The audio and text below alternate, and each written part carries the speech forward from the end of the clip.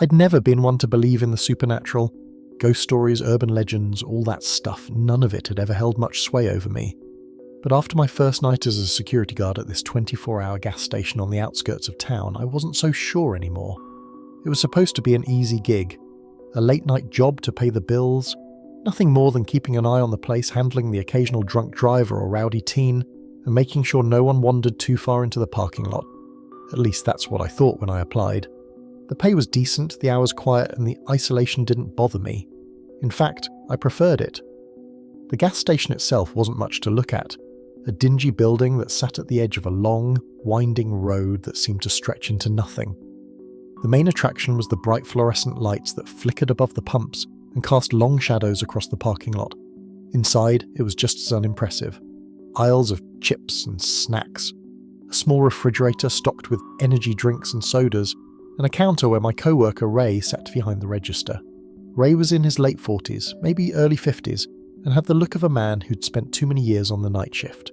His skin was pale, his hair thinning, and his eyes had that glazed-over, distant look that made me wonder if he ever really slept. He'd been at the gas station for years, or so he told me, and he didn't say much else unless he had to. Tonight, as I clocked in and grabbed my flashlight, Ray was sitting behind the counter, sipping from a cup of coffee and staring out into the parking lot. He nodded at me when I came in but didn't say anything at first. He didn't need to. "How's the night been so far?" I asked, trying to make some small talk. Ray took a long sip of his coffee before answering, his voice gravelly from two Fimbu's cigarettes. "Quiet. Just how I like it." "Anything I should know about?" I asked, settling in for what I thought would be an uneventful night. Ray's eyes flicked toward me, then back to the parking lot. "Yeah, actually," he said slowly. "There are a few things you should know. Rules, mostly. The kind that'll keep you out of trouble." I raised an eyebrow. "Rules? Like what?" Ray glanced over his shoulder, as if making sure no one else was listening, then leaned in a bit closer. "I'll tell you about them through the night," he said. "It's easier that way. Some things you just need to experience to understand." I was about to ask him what he meant when he added, "And one more thing, don't ask too many questions." The night passed slowly.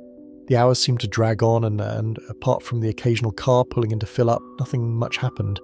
I made my rounds around the parking lot, checked the perimeter, and kept an eye on the pumps. Ray stayed behind the counter, always watching, always sipping his coffee. It wasn't until around 1 a.m. when Ray suddenly cleared his throat. "There's something you need to know about," he said, his voice low and serious. "First rule." I stopped mid-step and turned toward him. "Yeah?" "If you see a little boy come in," Ray continued, "around 7 or 8 years old, wearing a red jacket, don't talk to him, don't even acknowledge him. Just let him do what he does and leave. He comes around sometimes, usually late at night. But whatever you do, don't speak to him. If he asks you for help, ignore him." I stared at Ray, waiting for the punchline, but there wasn't one. He was dead serious. "What happens if I talk to him?" I asked. Ray didn't look at me. "You don't want to know," he muttered. I didn't press him further, but the thought of a little boy wandering around the gas station in the middle of the night was unsettling enough. A few hours later, after another lull in activity, Ray spoke up again. "Second rule," he said without looking at me. I was restocking the drinks in the cooler and I stopped, listening. "Stay out of the shadows," Ray continued. "If the lights flicker and go out, stay where it's lit. Don't walk into the dark corners. You might see things moving in the dark, shadows that don't belong to anything. Whatever you do, don't follow them. They'll lead you somewhere you can't come back from." I glanced out the window at the flickering parking lot lights. They were old, barely working half the time, but Ray's tone made me uneasy. "Have you seen the shadows?" I asked, my curiosity getting the better of me. Ray shrugged, sipping his coffee. "Once or twice. Don't care to see him again." Around 3 a.m. the gas station was completely silent. No customers, no cars, just the hum of the fluorescent lights overhead. I was getting restless when Ray spoke up again. "Third rule," he said. "That door in the back of the station, the one marked employees only, don't open it. Don't knock on it. Don't go near it. Just ignore it. It's better that way." I frowned, looking toward the back of the station. There was a door there, old and scratched up, with a faded sign that read employees only. I hadn't paid much attention to it before. "What's behind it?" I asked, though I had a feeling I already knew Ray's answer. "Don't know. Don't care to find out," Ray replied. "But sometimes you'll hear noises coming from back there. Scratching, tapping, maybe even voices. Ignore it. The door stays closed." I swallowed hard, feeling the weight of his words settle over me. The hours dragged on. It was nearing 4 a.m. and fatigue was starting to set in. The hum of the gas station's lights, the soft hum of the refrigerator units, and Ray's occasional cryptic advice were all that kept me company. That's when Ray hit me with the fourth rule. "Last thing you need to know for now," he said, his voice just above a whisper. "The light in the parking lot. The big one near the pumps. Make sure it stays on. If it goes out, you need to fix it right away." I raised an eyebrow. "What happens if it goes out?" Ray set his coffee cup down and gave me a hard look. "If it goes out, they'll come, and you don't want them coming." I didn't ask who they were. Sometime after 4 a.m, the gas station felt wrong. I was stocking shelves when I noticed Ray wasn't behind the counter anymore. I hadn't seen him leave or heard him move. It was as if he had vanished. "Ray," I called out, stepping toward the counter. No answer. I looked around the gas station, checking the aisles, the bathrooms, and even the perimeter outside, but there was no sign of him. The back door remained shut, the shadows in the far corners of the station dark and foreboding. I felt a rising sense of dread. Ray was nowhere to be found. The air felt thick, like it was pressing down on me, and a chill crept up my spine. Suddenly, I remembered one of the rules, the shadows. I stayed under the fluorescent lights, avoiding the dark corners, my heart racing. I didn't know if I'd broken a rule by looking for him, but something told me I had. The parking lot light flickered. My stomach lurched, and I sprinted outside, fumbling with the switch on the side of the building. After a few agonizing seconds, the light sputtered back to life. The parking lot bathed in that familiar glow, and I exhaled, my hands shaking. When I went back inside, Ray was there, sitting behind the counter like he'd never left. "Where the hell did you go?" I demanded, my voice louder than I'd intended. "I couldn't find you anywhere." Ray didn't look up from his coffee. "You shouldn't have looked for me." "What?" "That's the last rule," he said, his voice low and tired. "If I disappear, don't look for me. The thing that comes back won't be me. Don't talk to it, don't acknowledge it, just pretend it's not there." I stared at him, my blood running cold. "What the hell are you talking about?" Ray finally looked up at me, his eyes empty, devoid of any emotion. "You broke the rule." My heart pounded in my chest, confusion and fear swirling inside me. Was he messing with me? How could this thing be telling me not to talk to it if it wasn't Ray? I backed away slowly, my mind racing. If this wasn't Ray, then what was it? Why would it warn me about itself? The shadows in the corners of the station seemed to shift, growing darker, stretching toward me. The parking lot light flickered again, and this time I didn't move. I was frozen, caught between disbelief and terror. It was like the shadows were alive, moving, slithering, coiling closer and closer. My mind raced, screaming at me to stay in the light, to follow Ray's rules. But my legs felt like lead, my body unwilling to respond as the darkness seemed to wrap itself around the corners of the store. Suddenly, a low hum filled the air, like the station itself was groaning under the weight of something unseen. The flickering of the parking lot light became more erratic, casting brief, harsh flashes across the interior. In the back of my mind, I remembered what Ray had said about the lights. If they go out, they'll come. You don't want them coming. I swallowed hard, forcing myself to move. My body jerked into action as I ran for the switch that controlled the parking lot lights. My fingers fumbled with the old rusted lever on the wall, and for a moment my heart nearly stopped as I realized it wasn't working. The hum intensified, and the shadows seemed to surge forward, creeping across the floor like liquid night. With a desperate grunt, I yanked the switch harder. The parking lot lights sputtered back to life, bright and glaring, chasing the shadows back into the corners. I collapsed against the wall, panting, my heart hammering against my ribcage.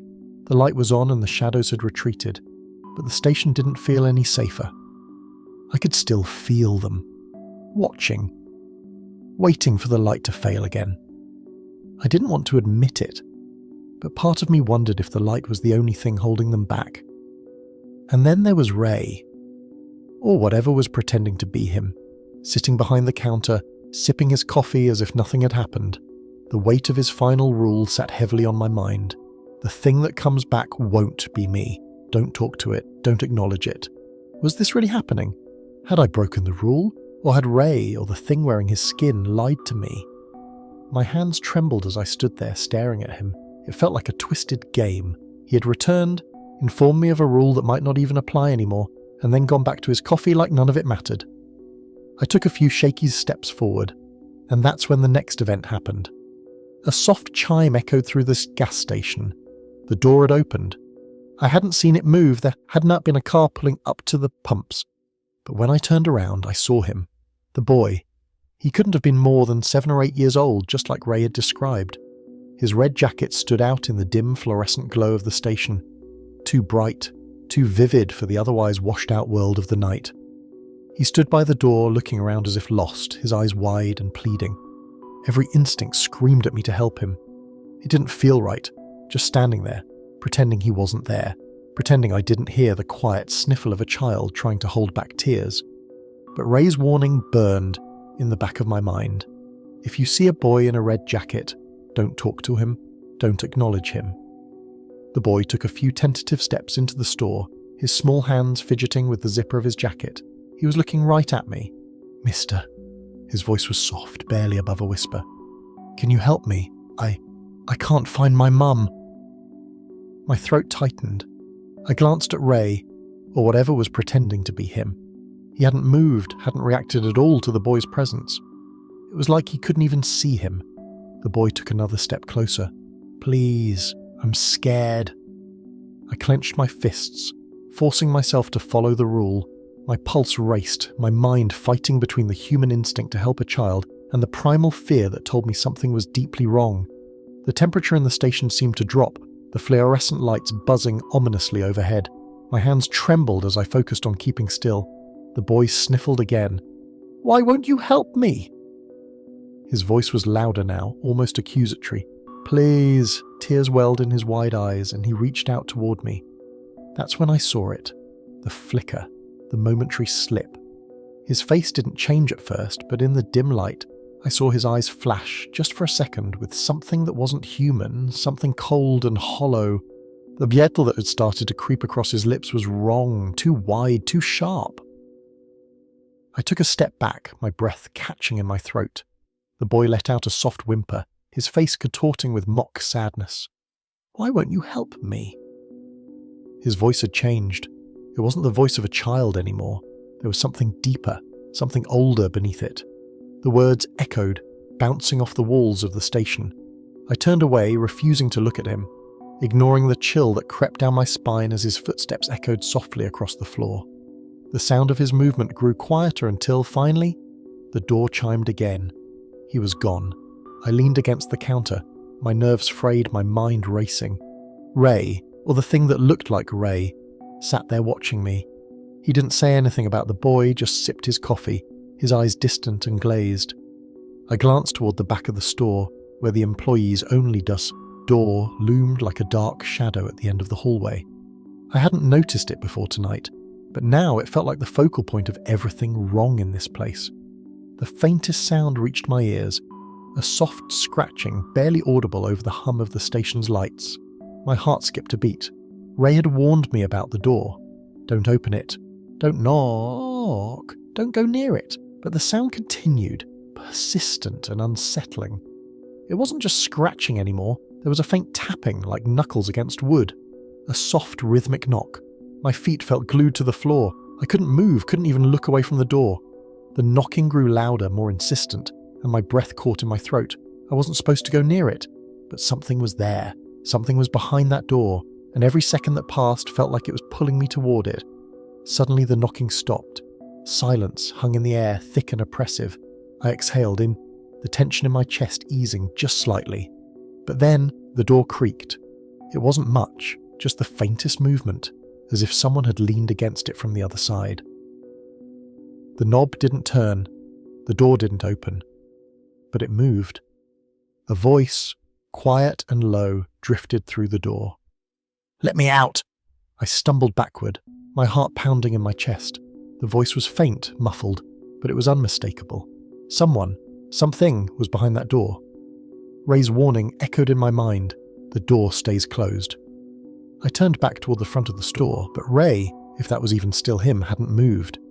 He stared ahead blankly, as if oblivious to the sounds, oblivious to me. The door creaked again, and the voice grew louder. "Please, let me out." My legs moved on instinct. I bolted for the front of the station, my mind screaming at me to get away from that door, to get as far from it as I could. I made my way to the front door, taking in gulps of the cold night air as soon as I stepped outside.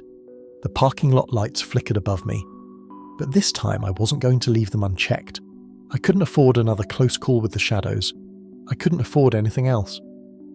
I stayed close to the lights, my body trembling with exhaustion and fear, my mind swirling with questions.